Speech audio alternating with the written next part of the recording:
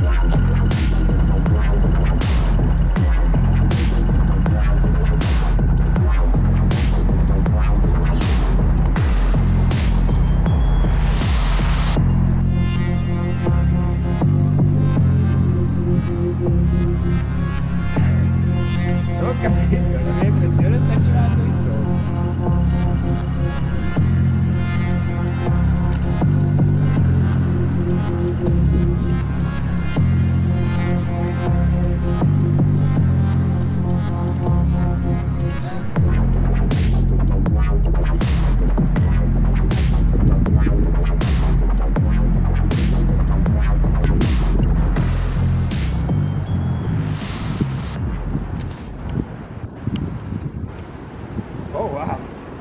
Oh my. Oh, oh, oh, oh. No!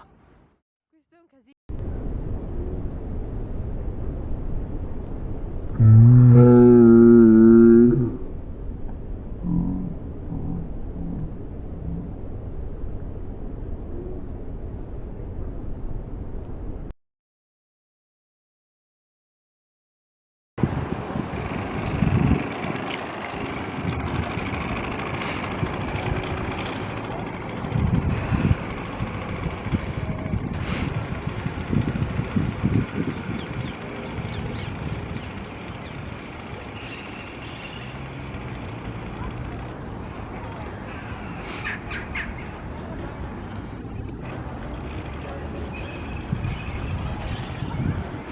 Head on, Baguette.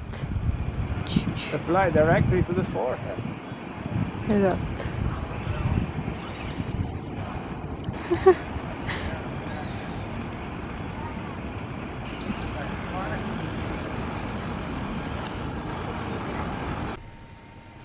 So, how did things go so terribly wrong?